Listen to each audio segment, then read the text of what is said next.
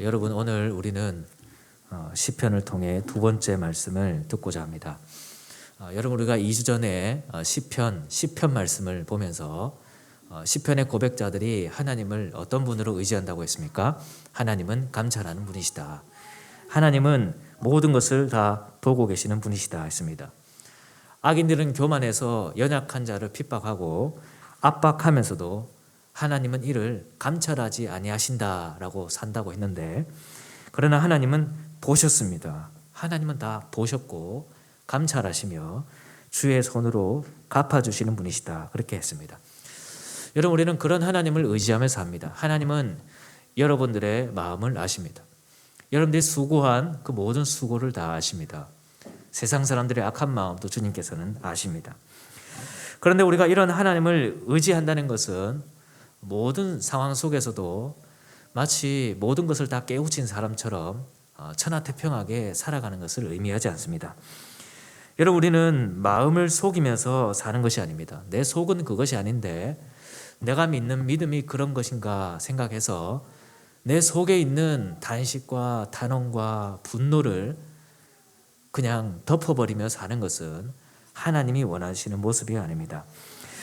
여러분, 우리가 지난 시간에 시편 말씀을 보면서 시편도 9편과 한 편의 말씀이었다고 했었죠. 그 9편과 10편에서도 다윗이 어떠했습니까? 9편에서 하나님 공의로 세계를 심판하십니다. 심판을 위해 보좌를 준비하셨습니다. 정직으로 만민에게 판결을 내리십니다 라고 고백했지만, 그런 믿음 있는 중에서도 시련이 닥치니까 하나님이 어찌하여 멀리 계십니까? 하나님 어찌하여 숨고 계십니까? 그렇게 얘기했던 것이 다윗이었습니다. 여러분, 그처럼 우리가 그런 하나님을 믿어도 우리의 입에서 탄식이 나오는 것은 당연한 것입니다. 여러분, 탄식은 악에 대한 자연스러운 반응입니다. 부조리를 보면서 탄식하지 않는 것이 이상한 것이죠. 여러분, 오늘 본문도 한번 볼까요? 오늘 시편도 다윗이 지은 시편인데, 이 시편에는 다윗의 분노와 저주가 담겨져 있습니다. 이런 시편을 소위 성경에서 저주시라고 부르는데, 분량은 많지 않아도 있기 때문에 우리가 한 번쯤은 볼 필요가 있다고 생각합니다. 특히 이 109편은 대표적인 저주시인데 표현이 아주 너무 좀 신랄합니다. 하지만 한번 같이 보기를 바랍니다. 6절 한번 볼까요?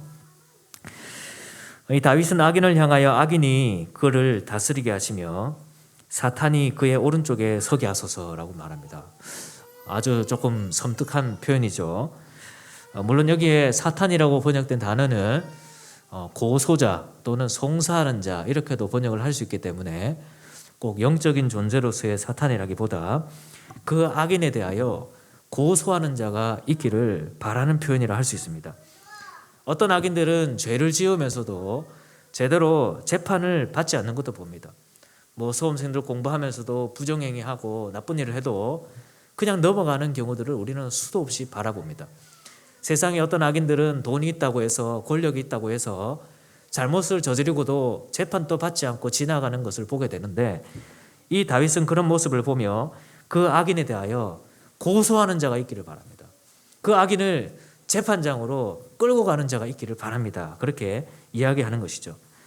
또 7절도 보면 그러한 고소자로 인해서 이 악인이 꼭 재판을 받게 하시고, 그래서 죄인이 되어 나오게 하시며 그의 기도가 죄로 변하게 해 주십시오라고 말합니다. 여기서 기도라고 번역했지만 재판장을 향한 탄원, 이렇게도 볼 수 있겠죠. 재판장을 향해서 나는 죄가 없습니다. 내가 어긴 죄가 도대체 뭐란 말입니까? 여러 가지 법리적인 해석을 하면서 나는 그냥 성실하게 살았을 뿐입니다. 나는 잘못한 게 없습니다. 선처해 주십시오. 이런 말이 그의 더 큰 죄가 되게 해달라는 말입니다. 눈속임을 하고 교묘하게 법을 피해가고 편법으로 죄를 지으면서도 내가 어긴 죄가 뭐냐? 그렇게 이야기하는 그들의 탄원이 그들의 더 큰 죄가 되기를 바라는 것이죠. 만약 이 기도가 하나님을 향한 기도라면 참되게 회개하지도 않고 하나님을 향할 마음도 없으면서 내가 교회를 다녔는데, 내가 하나님을 믿는데 하나님 이럴 때 나를 좀 살려주셔야 되는 거 아닙니까? 라고 하는 그들의 그런 기도가 그들의 더 큰 죄가 되기를 바라는 그런 기도가 될 수 있습니다. 8절도 한번 볼까요? 그의 연수를 짧게 하시어 그의 직분을 타인이 빼앗게 하시며. 이 악인이 좀 빨리 죽었으면 좋겠다라고 하는 겁니다. 뭐 병이 들든지 사고가 나든지 이 악인이 좀 빨리 죽게 되기를 바랍니다. 또 그의 직분을 타인이 취하게 되기를 바랍니다. 이 악인이 회장이면 회장 자리에서 내려오게 하시고, 이 악인이 무슨 임원의 단체이면 그 자리에서 내려가게 하시고, 뭐 부정행위를 하고 나쁜 일을 해서 높은 자리에 올라갔다면 그 자리에서 내려오게 하시고, 이 말씀이 나중에 예수님을 판 가룟 유다에 대하여 적용이 되는데, 주님 앞에 있었던 어떤 직분자라면 그 직분을 빼앗기게 하소서, 그런 간구입니다. 여러분, 여기까지 보면 좀 어떻습니까? 우리가 사용할 수 있는 언어인가, 그렇게 좀 싶기도 합니다. 시편은 예배 중에 찬양을 하기 위해 불러진 가사들이고 개인의 기도를 위해 지어진 기도입니다. 그런데 우리가 이런 표현을 예배 중에 써도 되는 건가? 기도 중에 제가 이런 표현을 가지고 기도해도 되는 건가? 그런 말씀인 것처럼 보이기도 합니다. 그런데 9절부터 보면 더 심한 표현이 나옵니다. 그의 자녀는 고아가 되고 그의 아내는 과부가 되며, 10절에서는 그의 자녀들은 유리하며 구걸하고 그들의 황폐한 집을 떠나 빌어먹게 하소서. 그 이후로 13절까지 그들의 가족에 대해서, 자녀들에 대해서 분노와 저주를 담아 표현하고 있습니다. 여러분, 우리는 이런 분노와 저주를 어떻게 봐야 할까요? 이 시편의 109편이 너무 참 표현이 신랄하다 보니까 이렇게 찬양하고 기도하다가는 사람들이 저를 좀 이상하게 볼 것처럼 그렇게 생각이 들기도 합니다. 그래서 영어 성경 중에 영어 성경은 참 다양한 역본들이 있는데 NRSV 같은 번역 같은 경우에는 이 분노의 언어를 다윗의 언어라고 번역하지 않고 다윗을 공격하는 악인들의 언어다, 그렇게 번역을 했습니다. 그러나 그것은 잘못된 것입니다. 왜 그럴까요? 여러분, 초대교회에서 이 시편 109편을 어떻게 이해했을까요? 사도행전 1장에 보면 이 초대교회 성도들이, 특히 사도 베드로가 이 시편 109편을 향해서 설교합니다. 누구를 가리켜 설교하냐고 하면 예수님을 판 가룟 유다에 대하여 이 말씀을 가지고 저주하며 분노합니다. 그러니까 초대교회 성도들은 이 시편 109편을 어떻게 찬송하고 어떻게 기도했다는 것입니까? 악인을 향한 의인의 단식, 의인의 분노, 그런 것을 담아 이 시편 109편을 가지고 기도하고 찬양했다는 것이죠. 물론 여러분, 우리가 이 표현들이 너무 신랄하다 보니까 우리가 사용하는 것에 조심스러워하는 것은 좋습니다. 그러나 그렇다고 해서 우리가 이런 표현을 그리스도인들이 사용할 수 없는 그런 언어인가? 절대로 아닙니다. 왜 그럴까요? 여러분, 먼저 이 시편에 표현된 분노와 저주가 어떤 것인지 생각해 볼 필요가 있습니다. 우리가 일반적으로 생각하는, 내가 생각하는 분노와 저주가 이 성경에 담긴 것인가? 우리 사극에 보면 어떤 사람의 안각품하기 위해서 뭐 인형을 만들어 놓고 이쑤시개로 막 찌르면서 분노를 표현하는 그런 분노일까? 우리는 생각해 볼 필요가 있을 겁니다. 여러분, 성경에는 분노가 두 가지의 의미로 나옵니다. 첫 번째는 인간적인 분노입니다. 악인들의 분노이죠. 그리고 이런 분노는 이방 신들의 모습에서 나타납니다. 왜냐하면 이방 신은 사람이 만들었기 때문입니다. 그런 분노에는 자기 욕심이 담겨져 있습니다. 욕망이 담겨져 있습니다. 페일스라는 구약 교수님이 쓴 누가 여호와와 같은 거 아주 유명한 책이 있는데, 거기서 여호와의 분노에 대해서 다루면서 이방 신들의 분노를 이야기합니다. 기분 나쁘니까 홍수로 썰어 담아버리고, 시끄럽게 구니까 내가 잠을 못 자니까 홍수로 썰어버리고, 홍수에서 배를 타고 살아남은 자가 있으니까 또 열이 받아가지고 분노를 쏟는 것이 이방신의 모습이죠. 사람의 분노입니다. 자기 욕심과 욕망을 주체하지 못하고 분을 주체하지 못하는 분노입니다. 그 분노의 근원에는 무엇이 있을까요? 죄악이 있습니다. 시편 지난주에 봤던 시편에 보면 악인들이 그 교만한 마음으로 그 입에서 저주를 내붓는다 했습니다. 거짓과 포악이 충만하고 혀 밑에는 잔해와 죄악이 있다, 그렇게 했습니다. 악인들의 분노죠. 그런데 여러분, 성경에는 하나님의 분노도 말합니다. 시편 7편에 보면 하나님은 의로운 재판장이시며 매일 분노하시는 하나님이시로다. 로마서 2장 8절에 하나님께서 불의를 따르는 자에게 진노와 분노로 하시리라. 하나님 역시 분노하십니다. 그런데 여러분, 하나님의 분노와 이 사람적인 인간적인 분노의 차이가 있죠. 성경의 기자들은 이걸 아주 구분하기 위해서 힘썼습니다. 구약 성경을 헬라어로 번역한 70인역 번역에 보면 분노라는 단어가 세 가지의 단어로 사용이 되는데 하나님의 분노라는 표현은 절대 인간적인 분노할 때 사용하지 않습니다. 정확하게 구분을 했습니다. 어떤 점에서 구분이 될까요? 인간적인 분노는 그 분노의 근원에 악이 있습니다. 죄가 있습니다. 욕심과 욕망과 교만이 있죠. 근데 하나님의 분노는 어떻습니까? 그 분노의 근원에 공의가 있는 것입니다. 그 시작점이 다른 것입니다. 죄악에서 시작된 분노인가 아니면 공의에서 시작된 분노인가? 그것이 성경이 구분하는 인간적인 분노와 하나님의 분노의 차이입니다. 여러분, 하나님은 죄악된 분이셔서 분노하시는 것이 아니라 의로운 재판자이시기에 매일 분노하십니다. 하나님은 의로우신 분이시기에 불의를 따르는 자들에게 진노와 분노로 대하십니다. 하나님의 분노의 중심에는 공의가 있는 것이죠. 그렇다면 여러분, 우리 그리스도인들도 분노할 수 있습니까? 네, 그렇습니다. 우리도 분노할 수 있습니다. 물론 우리는 하나님처럼 완전한 공의로운 자들은 아니지만 우리는 의를 아는 자들입니다. 그리스도의 의를 덧입은 자들입니다. 선과 악이 무엇인지 아는 자들입니다. 선과 악을 분별할 수 있는 자들입니다. 성령께서 함께 하시는 자들입니다. 그렇기 때문에 우리 역시도 죄에 대하여 분노합니다. 여러분, 우리가 선이 무엇이고 악이 무엇인지 더욱더 알아가고 더욱더 분별하면 분별해질수록 우리는 더욱더 분노할 수 있습니다. 여러분, C.S. 루이스는 그리스도의 분노를 악에 대한 자연적 결과라 했습니다. 악에서 비롯된 자연적 결과가 아니라 그것은 악인들의 분노이고요.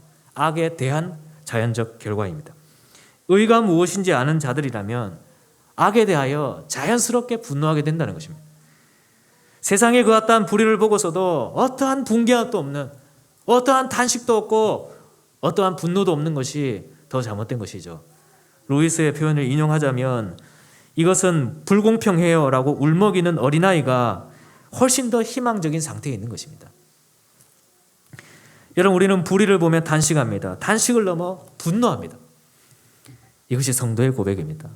여러분, 우리는 악을 보고 침묵하지 않습니다. 불의를 보며 침묵하지 않습니다. 문제의식 갖기를 포기하지 않습니다. 여러분, 우리는 악인을 향해 분노하시는 하나님의 영을 가진 자들입니다. 여러분, 오늘 시편도 보십시오. 다윗이 분노와 저주를 쏟아붓고 있는 자들이 어떤 자들입니까? 4절에 나는 사랑하나 그들은 도리어 나를 대적합니다. 5절에 그들은 악으로 선을 갚으며 미워함으로 나의 사랑을 갚았습니다. 다윗이 사랑한 자입니다. 다윗은 그들에게 사랑을 베풀었습니다. 자비를 베풀었습니다. 그러나 그들은 그러한 사랑을 악으로 되갚았습니다. 신뢰하고 지지해 주었는데 그것을 가지고 악으로 되갚았습니다. 16절을 보십시오. 이들은 인자를 베풀 일을 생각하지 아니합니다. 가난하고 궁핍한 자와 마음이 상한 자를 핍박합니다. 죽이려 합니다. 여러분, 여기서 인자는 성경에서 하나님이 자기 백성을 향해 인자를 베푸시는 헤세드라는 단어입니다. 아주 중요한 표현입니다. 그들은 하나님의 마음이 없습니다. 하나님은 연약한 자와 가난한 자의 목소리를 들으십니다. 단 한 사람의 목소리라도 부르짖는 소리를 하나님은 들으십니다. 그러나 악인들은 그런 목소리를 듣지 않습니다. 성령이 없기 때문입니다. 오히려 그런 목소리를 뭉개는 것을 자기들의 즐거움으로 삼습니다. 여러분, 이런 자들을 보며 분노하는 것이 그리스도의 의를 품은 자들의 자연적 반응입니다. 여러분, 오늘 시편은 사도 베드로가 예수님을 판 가룟 유다에 대하여 적용했습니다. 예수님을 판 자입니다. 예수님은 그를 사랑했습니다. 예수님은 가룟 유다도 사랑하셨습니다. 그러나 그는 예수님을 팔았습니다. 여러분, 오늘날 예수님을 파는 자들이 없습니까? 예수님의 이름을 팔며 그리스도인 행세를 하고 직분자 행세를 하는 자들이 없나요? 오늘날 예수의 이름을 팔며 종교 장사를 하고 종교 사업을 하는 자들이 없습니까? 저는 악인이 그를 다스리기를 간구합니다. 사탄이 그의 오른쪽에 있기를 간구합니다. 그의 연수를 짧게 하시며 그의 직분을 타인이 빼앗게 하시기를 간구합니다. 헤세드가 없는 자들에게 주님의 헤세드가 없기를 간구합니다. 연약한 자의 목소리에 귀를 기울이지 않는 자들에게 하나님의 끊임없는 침묵이 있기를 간구합니다. 그들이 하나님 앞에 기도할 때 그 기도가 그들의 더 큰 죄가 되게 하시며 그들의 변명과 그들의 논리가 그들의 머리 위에 숯불이 되기를 바랍니다. 여러분 삶에 불의가 없습니까? 정말 불의가 없나요? 그리스도인은 악을 보며 침묵하는 자들이 아닙니다. 단식하는 자들입니다. 단식을 넘어 분노하며 저주하는 자들입니다. 하나님 우리에게 감정을 주셨습니다. 때로는 기뻐하도록, 때로는 즐거워하도록, 때로는 슬퍼하도록, 때로는 분노하도록 하나님 감정을 주셨습니다. 물론 하나님의 분노는 실제적이지만 본성적인 것은 아닙니다. 하나님의 본성은 사랑입니다. 그러나 세상에 악이 있기 때문에 그 분노가 실제적으로 나타나는 것입니다.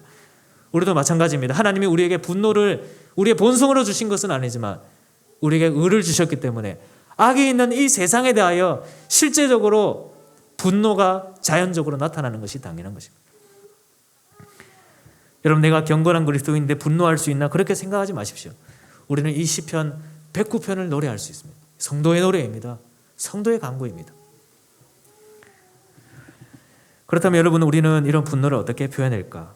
우리가 하나님을 닮는다는 것은 악에 대하여 침묵하는 것을 말하지도 않지만 이 분노를 무질서하고 방종으로 방치하는 것도 아닙니다. 에베소서 4장 26절에 분을 내어도 죄를 짓지 말라 했죠. 악에 대하여 분노하는 것은 자연적 반응입니다. 새 사람이 된 자들의 당연스러운 반응이죠. 그러나 성경은 이 분노가 우리의 마음의 중심을 잡고, 그래서 이 분노를 담아서 내가 앙심을 품고 악인들과 동일한 방법으로 안갚음하는 것을 우리에게 말하지 않습니다. 오늘 시편을 한번 볼까요? 여러분, 이 시편이란 것 자체가 이 분노를 누구에게 이야기하기 위해서 쓰여진 것이죠? 하나님에게 이야기하기 위해 쓰여진 것입니다. 우리는 이런 시편을 소위 저주시라고 부르는데 영어로 임프레케토리라는 단어를 사용합니다. 그런데 이 단어는 라틴어 임프레카리에서 유래된 것인데 이 라틴어 자체의 의미는 누구에게 기도하다, 기원하다라는 의미입니다. 그래서 성경에서 이런 분노와 저주가 담긴 시편은 내가 상대방을 공격하고 복수하고 안갚음하는 그런 모습으로 이어지는 것이 아닙니다. 그 분노와 저주를 가지고 하나님 앞에 단식하며 기도하는 모습으로 나아가는 것이 이 시편이 기록된 목적입니다.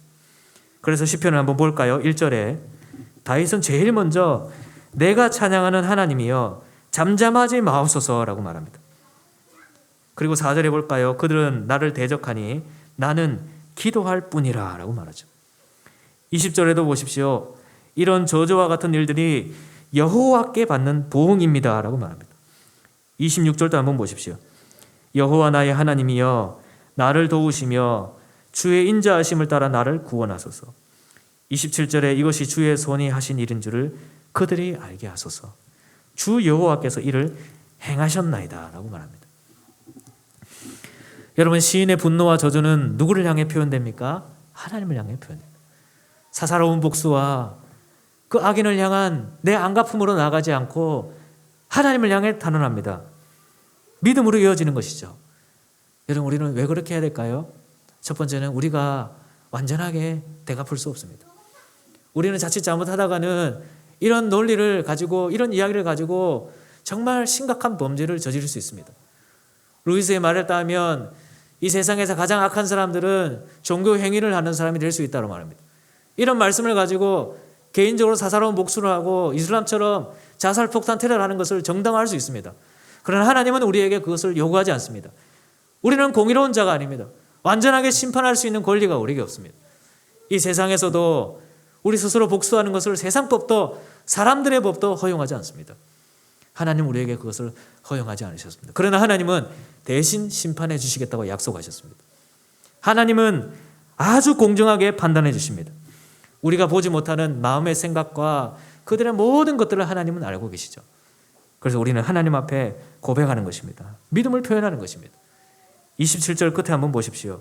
주 여호와께서 이를 행하셨나이다. 제가 몇 번에 걸쳐서 성경에서 미래적인 일이지만 완료형을 사용하는 그런 용례에 대해서 말씀을 드렸습니다. 비록 미래에 하나님께서 행하실 일이지만 다윗은 그것을 믿음으로 표현했습니다.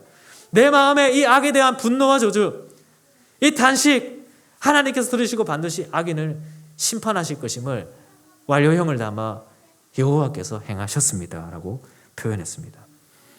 여러분, 우리가 이런 믿음으로 나아가기를 바랍니다. 우리 안에 분노가 있을 수 있습니다. 세상의 부조리를 보십시오. 세상의 악한 것을 보십시오. 우리가 침묵할 수 없는 것이 많습니다. 얼마나 마음이 원통합니까? 얼마나 정말 내가 개인적으로 복수하고 안갚음하고 싶은 일들이 얼마나 많나요? 지난 주간 뉴스에 보니까 미국에서 자기 딸을 그 남자친구가 성매매하는 것으로 팔아버린 것을 이 딸의 아버지가 실제로 찾아서 그 남자를 죽여버렸습니다. 영화에서 나올 법한 이야기였죠. 영화에서 그런 이야기가 있었지 않습니까? 똑같은 일이 일어났습니다. 우리는 얼마나 그러한 분노가 치밀어 이럴 때가 많습니까? 악에 대한 자연적 반응입니다. 여러분, 그것을 침묵할 필요 없습니다. 지난 주간에 라디오를 들었는데 라디오라서 그냥 빨리 지나가서 정확하게 옮기지는 못했습니다. 내용은 이런 것입니다. 우리가 우리의 마음의 감정에 솔직할 필요가 있다는 겁니다. 우리는 너무 신앙을 이야기로 너무 많이 억누르고 있습니다. 내 안에서만 해결하려고 합니다. 병이 됩니다, 여러분. 그러나 그 감정을 어떻게 잘 표현하는지, 스스로를 다스리며 감정을 잘 표현하기 위해서 애쓴다면 그것이 우리가 한 단계 더 성숙할 수 있는 기회가 될 것이다. 그런 이야기가 있었습니다. 여러분, 이 분노와 저주도 마찬가지입니다. 꼭 억누를 이유가 없습니다. 악에 대한 자연적 반응입니다. 그러나 이것을 우리는 잘 표현하기 위해 써야 되죠. 가장 잘 표현할 수 있는 방법은 하나님께 기도하는 것입니다. 하나님께 단언하는 것입니다. 주님, 저는 그렇게 할 수 없사오나 하나님은 공정하게 하실 수 있는 것을 믿습니다. 단언하는 것이죠. 이런 세상에 악인이 많습니다. 이 악을 보며 우리가 그저 침묵하지 마십시오. 분노를 표현하십시오. 하나님 앞에 단언하십시오. 이것이 성도의 노래입니다. 우리 모든 성도들이 이 하나님을 의지하며 살아가며 이 원통한 세상, 이 분노가 가득한 세상에서 악을 행하지 않고 끝까지 순례의 길을 걸어가는 우리 모든 성도들이 되었으면 좋겠습니다. 기도하겠습니다. 하나님 아버지여, 이 세상에 원통한 일이 많습니다. 분노할 일이 많습니다. 우리가 저주를 쏟아붓고 안갚음을 하고 싶은 일들이 많이 있습니다. 뿌린 대로 열매가 거둬지지 않고 수고한 만큼 나에게 결실이 돌아오지 않는 이 세상의 부조리를 봅니다. 이 죄악이 이 땅에 들어와 수고한 만큼 우리에게 돌아오지 않고 열심히 한 만큼 나에게 결실이 없고 선하게 살았으나 복이 나에게 돌아오지 않는 이 세상의 부조리를 봅니다. 주님, 이 부조리를 보며 우리는 단식합니다. 분노합니다. 주님, 이 분노를 하나님을 향하여 표현하게 하시며 주님이 우리의 모든 목소리를 들으시고 악인에 대하여 친히 심판 내려주시기를 기도합니다. 그들의 연수를 짧게 하시며 그의 직분을 다인히 취하게 하시고 주께서 합당하게 판단하시는 대로 세상의 모든 악인에 대하여 하나님의 심판이 있게 하여 주시옵소서. 우리 성도들은 그 하나님을 믿으며 마음의 평안을 참게 해주시옵소서. 하나님 마음에 평안한 마음을 주시옵소서. 불안한 마음을 주님께서 거두어 주시옵소서. 평안한 마음 주시고 주님 의지할 수 있는 믿음으로 충만하여 미래에 하나님이 하실 일이지만 주께서 행하셨습니다 고백할 수 있는 우리 모두가 되게 하여 주시옵소서. 감사드리옵고 예수님의 이름으로 기도드립니다. 아멘.